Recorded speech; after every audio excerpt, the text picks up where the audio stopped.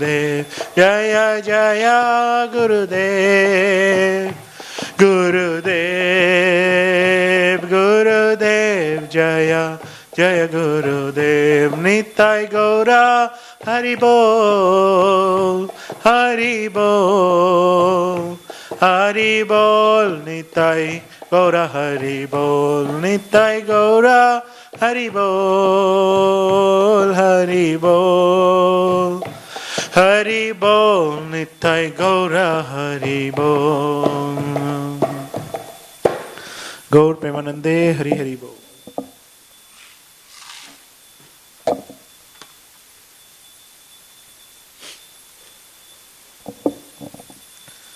Namo Vishupad Paramhansha Parivrajagacharya Ashtotashata His Divine Grace Abhay Chanavinda Bhaktivedanta Swami Srila Prabhupada Ki Jai. ISKCON Founder Acharya, Beauty Founder Acharya, Jagat Guru Srila Prabhupada Ki Jai. Ananta Koti Vaishnav Vrinda Ki Jai. Namacharya Srila Haridas Thakur Ki Jai.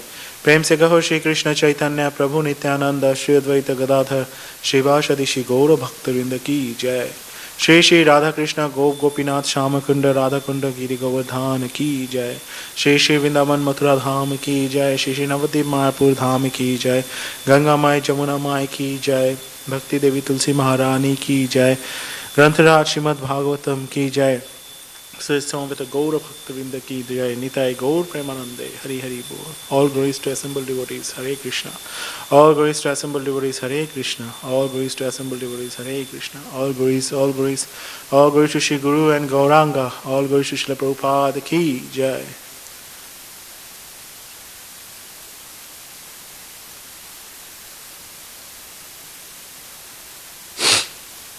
Om Namo Bhagavate Vasudevaya. Om Namo Bhagavate Vasudevaya.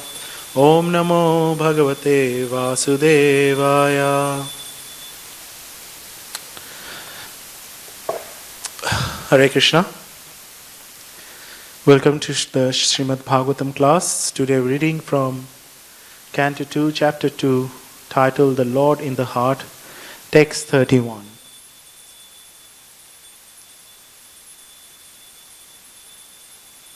Tenat atmanam atmanam upaiti shantam anandam anandamayo avasane etam gatim bhagavatim gatoya savai punar neha vishajate anga.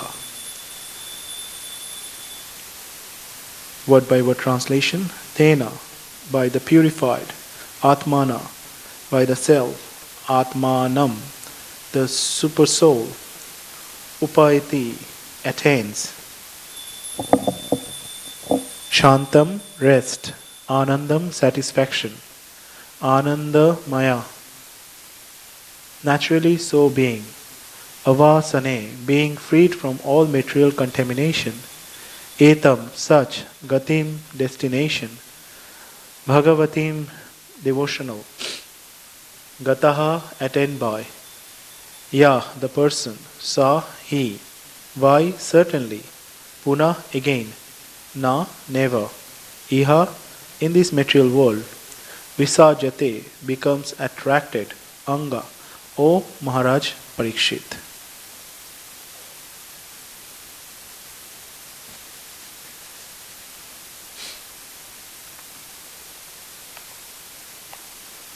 Translation and purport by Srila Prabhupada, Jagat Guru Srila Prabhupada Ki Jai. Translation. Only the purified soul can attain the perfection of associating with the personality of Godhead in complete bliss and satisfaction in his constitutional state. Whoever is able to renovate such devotional perfection is never again attracted by this material world, and he never returns. Purport. We should specially note in this verse the description of Gatim Bhagavatim, to become merged in the rays of Parabrahma, the Supreme Personality of Godhead, as desired by the Brahmavati impersonalist is not Bhagavatim perfection. The Bhagavatas never accept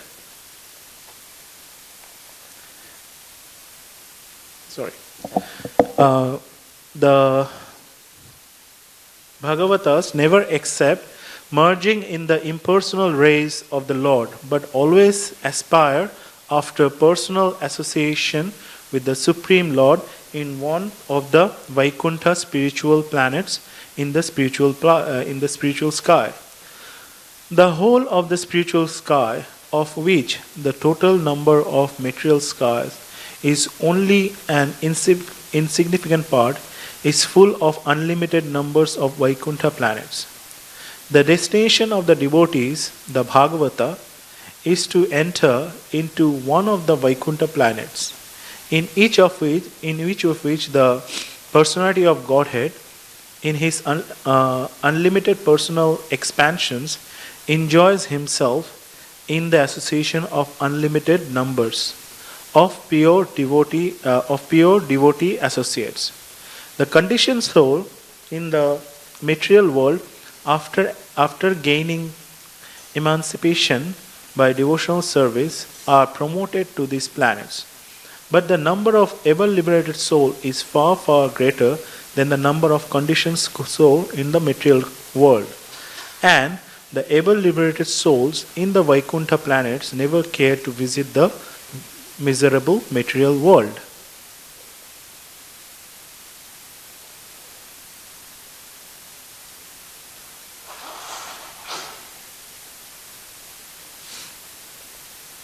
The impersonalists who aspire to merge in the impersonal Brahma Yoti effulgence of the Supreme Lord but have no conceptions of loving devotional service to Him in His personal form in the spiritual manifestation may be compared to the certain species of fish who, being born in the rivers and rivulets, migrate to the great ocean.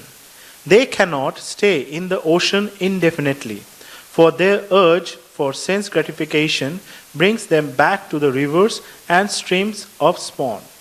Similarly, when the materialist becomes frustrated in his attempts to enjoy himself in the limited material world, he may seek impersonal liberation by merging either with the causal ocean or with the impersonal Brahmajyoti effulgence.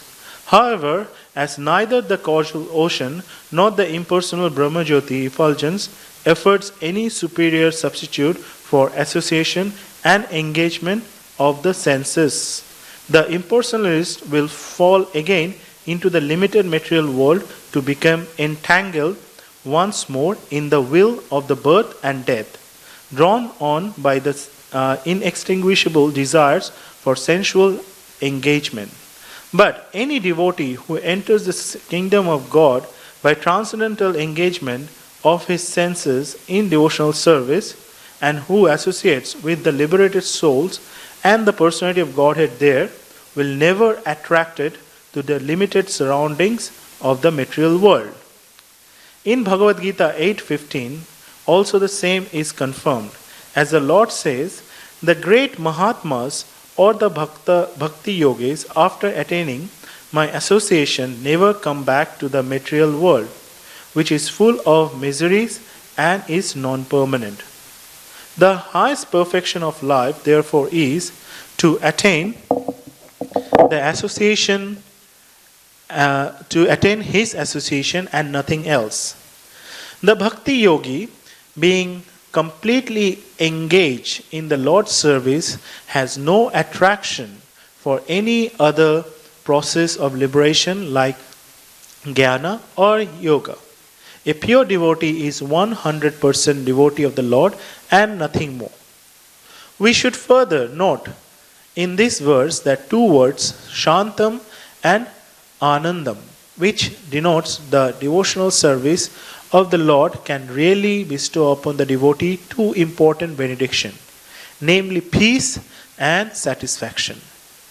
The impersonalist is desirous of becoming one with the Supreme, or in other words, he wants to become the Supreme.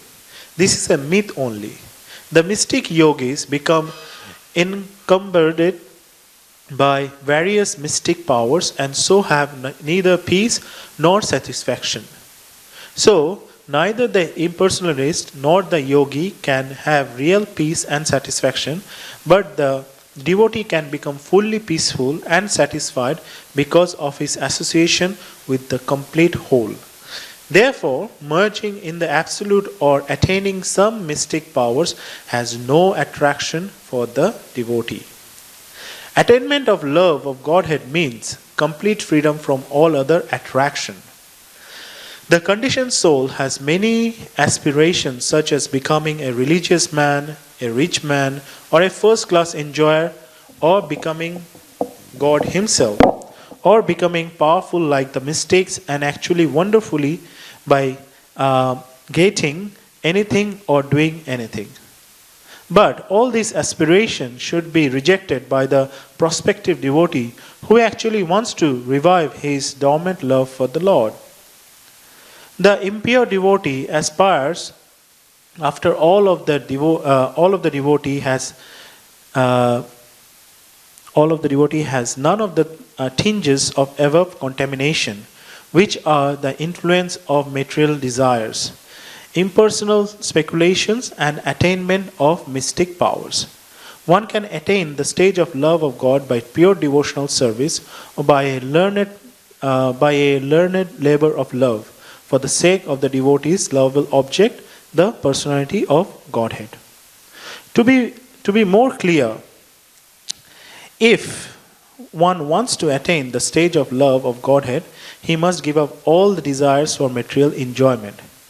He should refrain from worshipping any of the demigods and he should devote himself only to worship the Supreme Personality of Godhead.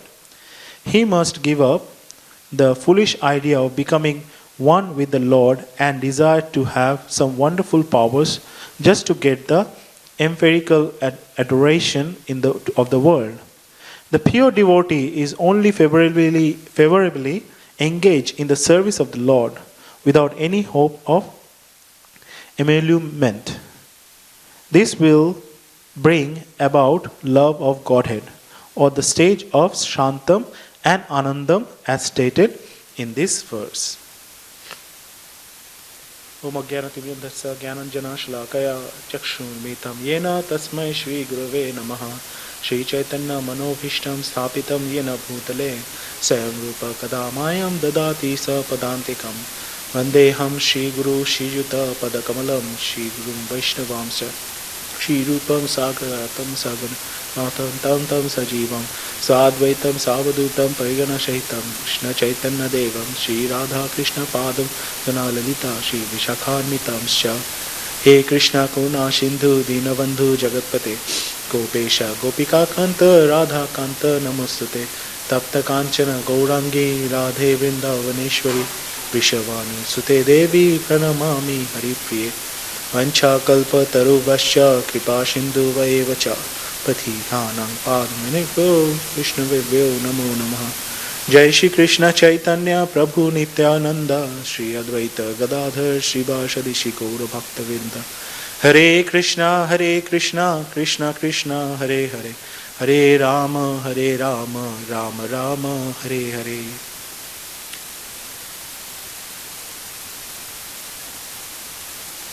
Hare Krishna. So, in this verse, Prabhupada, in the purport, clearly explaining exactly how every time we read Srimad Bhagavatam and it somehow or other connects with the situation that we are in. And this verse also, it's not for individuals, it's for all of us at this point of time, how it is connecting, that Srila Prabhupada is mentioning the two most important things, the Ananda and Shanti. So, happiness and the peacefulness. So, in today's world, these are the two most things that we are lacking, and that's why this chaos everywhere. Obviously, we are confronting with a major pandemic here, and and because of that, like, different people are taking different approaches to actually counter that, like, how we are going to manage that. So there are two aspects, from bodily from body level and from mental level. So from body level, it's same, like we have all these restrictions, all this we can say yama, like yama and niyama, which from the Ashtanga yogas, right? So do's and the don'ts, what we have to do. But from mental, like, nobody is talking about mental, like, mentally how we can face this situation. Like, everybody is thinking, okay, like, our main criteria, like, the government, the leaders, so-called leaders, their first criteria is that physically how we can make everyone isolated so that this situation doesn't get aggravated more. But mentally, like, the challenge there is more in a mental way. That if we understand, like, and that's what we come to know from our scriptures. Because if we just analyze, like, we have these 5 senses, right? Like, 2 of them, like, at this point of time is very important that we have to manage, like touching something or smelling something. So these are the 2 ways that everything needs to be really under control, in a control measure. But all these senses, like, if all these senses acquired the situation, like, the summary of the situation, what is happening in the external world. So by the eyes we see things, right? By the ears we heard things. Now, how it, like, all those things that we are accumulating, they go via our nervous system. So all of us have nervous system. Via the nervous system, that goes to our brain. Now, the nervous system has connection with all this, all the sensory. So there are receptors there. Like, we have receptors in our eyes, in our ears, in our, like, skin. So all the receptors, like whatever we acquire via those receptors, it goes into our brain. And the mind is actually, brain is the platform of our mind. So whatever we are acquiring, it's going to the mind, and as per that, like, whatever we are seeing or hearing or smelling, then we are connecting with the external world. So basically, like, our way, like, our way of connecting to the external world via our consciousness, and that consciousness is driven by the mind. So at this point of time, like, when we are fully focusing on how to basically retract our, like, the bodies, like the physical feature from the externalities. So we have to take out everything, like, we have to basically make sure that everyone is isolated. But mentally it becomes very hard. So we see, like, people who are staying at home. Lots of them, like, most of them having issues that, like, 24/7 staying in the home is just very, like, is very stagnant, is very boring. But why is that? Because our mind is, like, always, like, pushing us towards the external material nature. So that's why we want to go out, we want to do this, we want to do that, we just don't want to stand in one place or stay at one place. Even, like, if we go out and we stay outside for some time, then our mind will say that, okay, let's go back to home. So, like, Chanchala hi mana Krishna, like as Arjun said in Bhagavad Gita, say it's very fickle, like, it doesn't let you stay at one place. So then how to control that? Because, and when that, like, always you are in a change of state, it's very hard to get the Ananda and Shanti, which is mentioned here. Because your like, your mind is always in unrest. And if it is not in a steady place, then you are not happy. You are not getting that peace. So how to actually make the mind steady? So, like as we said that the mind, the first thing is through the senses we are acquiring everything from the external nature. Then it's going to the mind, and through the consciousness we are connecting with the external nature again. So the way to what we have to do it is to retract our senses. Now, how to do that? Like obviously we have Ashtanga yogas, the yoga siddhis. By that the yogis can do that, but it's a very, very hard process. We know that in Ashtanga yoga there is this 8 limbs of yoga. We start with yama, niyama, do's and don'ts. So yama is to start that process, first of all, what needs to be done is purification. So yama is our external purification. Niyama is internal purification. So once you go through this purification process, then the next one is asana. Asana means your posture. Once then you get start to get ready for this yoga. So this posture needs to be perfect posture, your head, your spine, your back needs to be erected. So it's in a proper position. Then asana, then pranayam. Pranayam is controlling your life airs, breathing. Pran means the breathing, and ayam means to restrict. So pranayam will let you, if you practice it, at certain level you can just stop your breathing. So obviously easier said than done.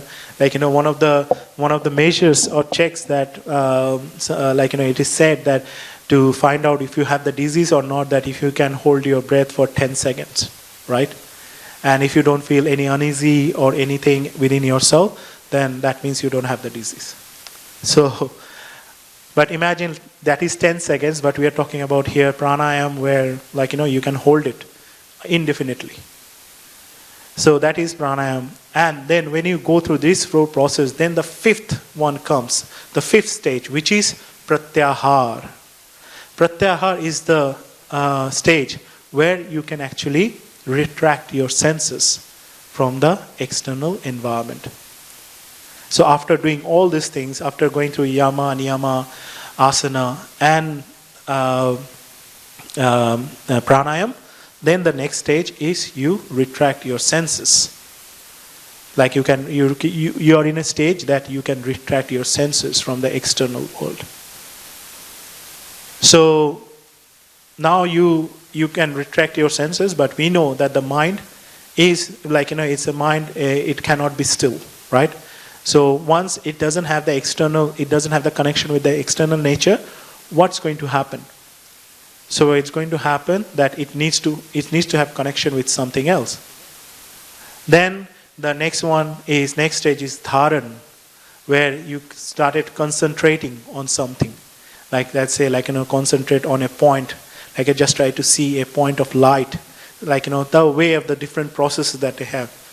Dharan, then dhyan. Dhyan is the 7th, where you start meditating. Specifically for the yogis, that effulgence, the Brahma Yoti, they started meditating on that. And the last stage is samadhi. So when you go into that stage, basically you are in a complete trance, where you are just in that posture, you're just sitting and you are meditating, your life here, you can control your life here, so you don't have to stand, get out from that posture, you can just be there forever. So obviously in Kali Yuga it's very hard to have this kind of for normal people to have this amount of controls is actually not possible. We see that in different times, especially in Satya Yuga, we see Hiranyakashipu, when he was doing his meditation. So he went into that trance. Like, he was meditating because he wants this thing, that he wants that power to defeat Vishnu. So he went he went to that samadhi. He went to that yogic process, he went to that samadhi. And he was there for like 10,000 years. Like, we are talking about 10 seconds here. He went into 10,000 years. So, which is like really, really something like, which is not possible in this present day and age. But then again, you ask that, is this absolutely necessary? Okay, do we need this yogic process of this going through by Ashtanga Yoga? Because what is the ultimate goal? The ultimate goal is basically to connect with the Supreme Personality of Godhead. But is this the process that we can, after going through all this hardship, that we connect with the Supreme Personality of Godhead? So that's why, in chapter 6, which is, we know that the name of the chapter 6 is Dhyana Yoga, not Dhyana Yoga, Shankha Yoga, and the last verse that the Lord said in chapter 6, that Yoginam api sarvesham mad gatantar atmana shraddhavan bhajete yomam same yukta mano mataha. And of all the yogis, he who always abides in me with great faith, worshipping me in transcendental loving service, is most intimately united with me in yoga and is the highest of all. So here the Lord actually confirms, and also it is confirmed in this verse by Srila Prabhupada, that by doing devotional service in loving mood to the Lord, that is the ultimate yoga. The word here is yukta manaha, which is used in that verse 647, that the greatest yogi, yukta manaha, that is yuktama, yuktatma.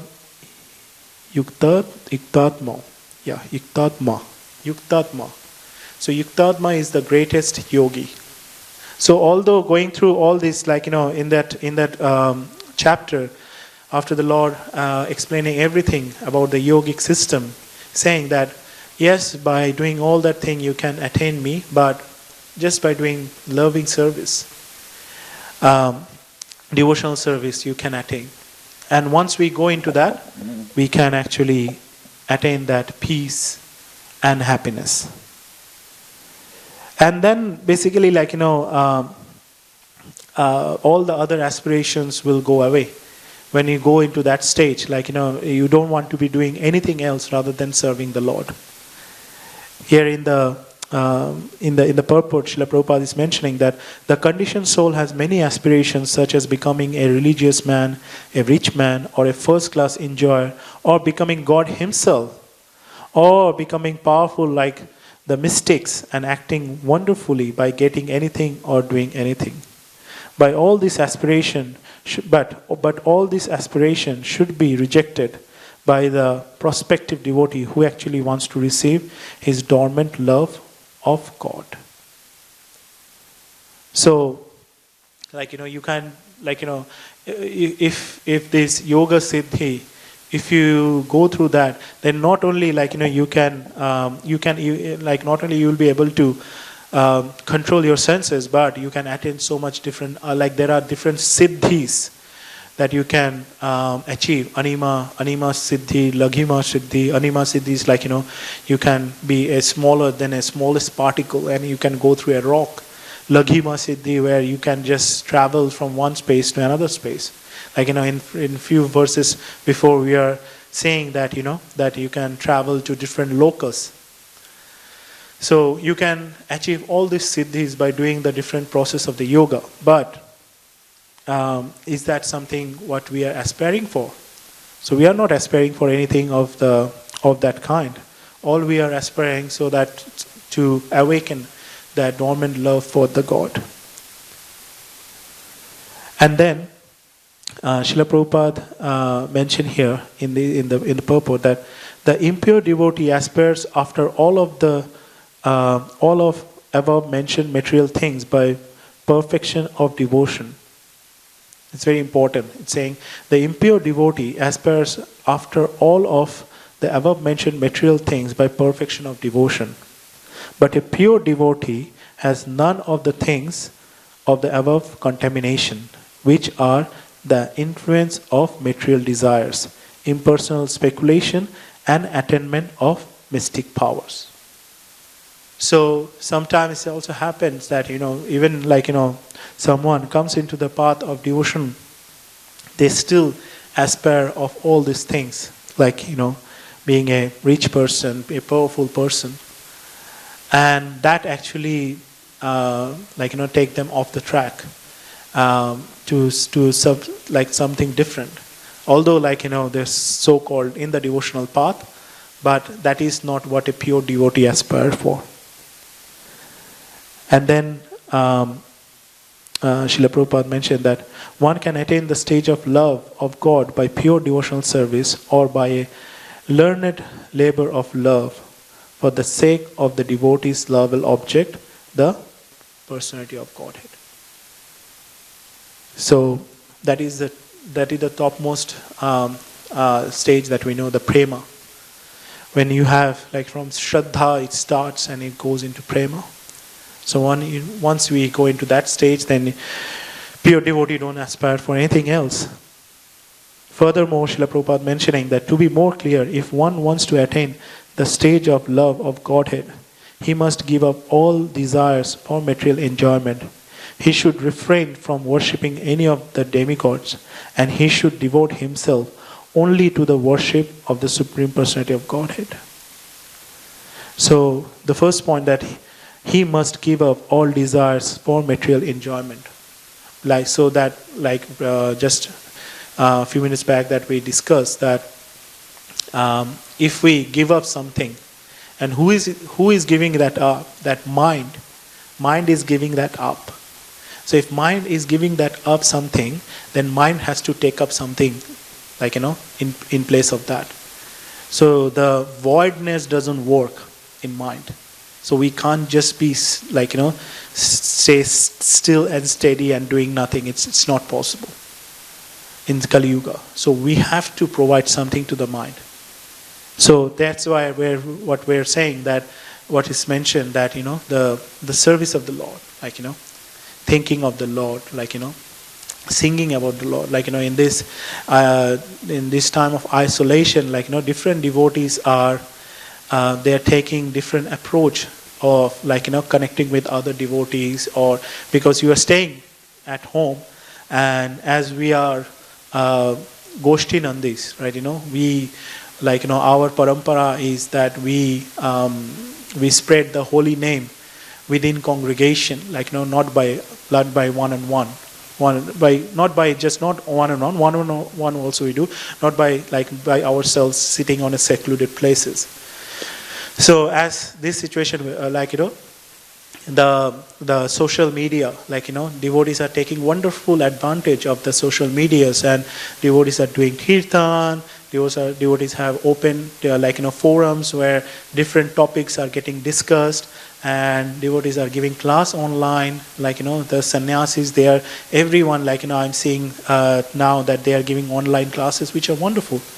So in this way, our mind, we can dovetail that towards that, so that we are always there are so many contents there that we can actually attract our we can put our mind into. It's hard that if our mind is so much used to the material world, all the other materialistic things, it's very hard that you will get the taste straight away. But it's a process for all of us. As Prabhupada mentioned again and again, when we have jaundice, and if we are giving sugarcane juice, which is one of the most sweetest juice, it actually tasted very bitter. But as we are taking it and we are getting recovered, the taste comes back, and then when we start to feel that sweetness, that means that we are getting recovered. So that's the way that if we are trying to put our mind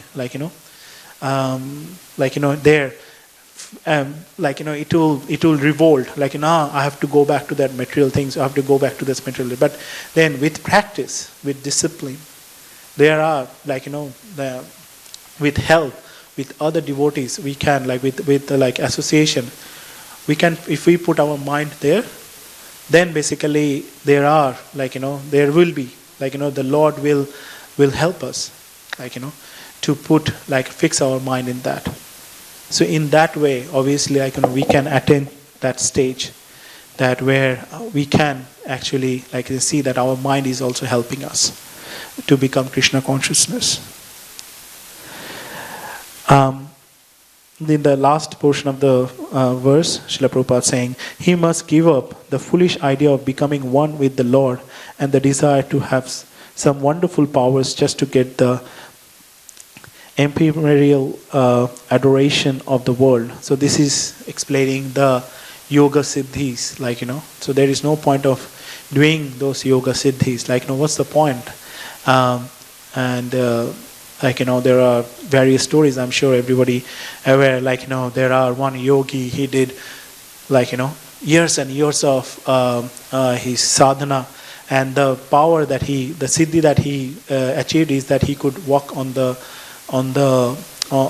water. So then he was in a village, and then he came to everyone, he said, look, now I have this power that I can walk on the water. So he walked from one side of the river to other side, and then when he came back, everybody was giving him praises. Yeah, wonderful, you are a great yogi. But then suddenly one young kid says that from here to there I have to spend 1 cent, and you spend all of your life. So just that what I can do, just spending 1 cent, you have spent all of your life just by getting that power. So what's the use of that one? You are getting some adoration of the world, but after some times people will forget about it. So what's the point? So Srila Prabhupada is, that's why he's saying, he's finishing the verse that the pure devotee is only favorably engaged in the service of the Lord without any hope of emolument.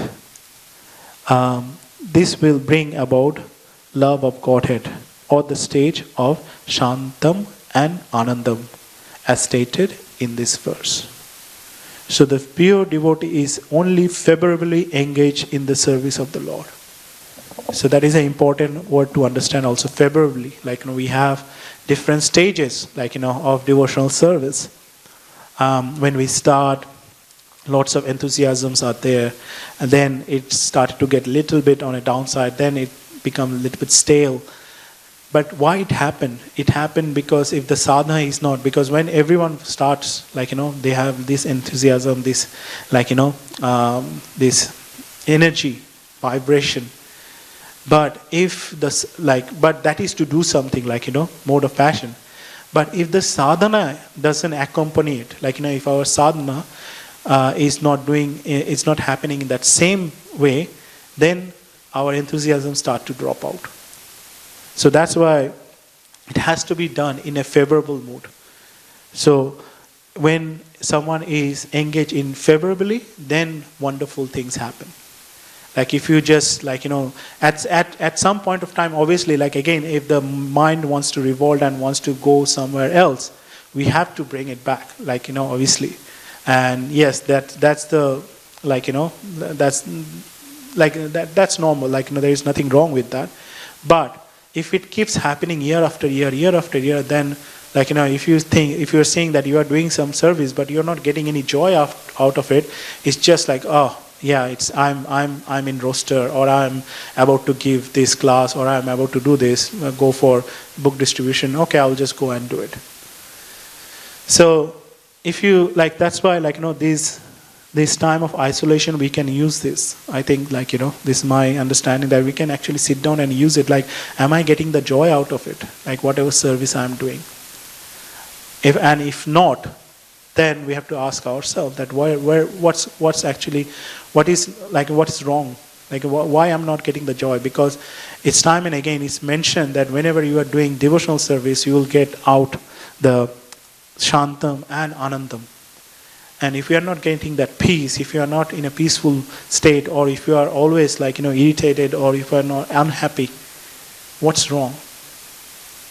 So this is the time that I think can all sit down and see that, okay, whatever we are doing, whatever service we are executing, yes, there is always room, for improvement, but what the current state is, am I getting happiness out of it? And if it's not, then definitely there is something wrong. But nothing to fear. That something wrong doesn't mean that, okay, it's the end of the world. No, it's actually it's a first good step that actually we are acknowledging it. Sometimes devotees go years after years without even acknowledging it, and then think, oh, actually I've been doing this for 20 years, but still nothing happening. So at least acknowledging it is the first thing, and then there are so much help there. We have the devotee association, we have all the scriptures. We can help, or we can take help of everything to bring us back to the track. So on that note, I would like to end here. Thank you all. Grantaraj Srimad Bhagavatam ki jai. Srila Prabhupada ki jai. Nitai Gaur Premanande. Hari Hari Bol.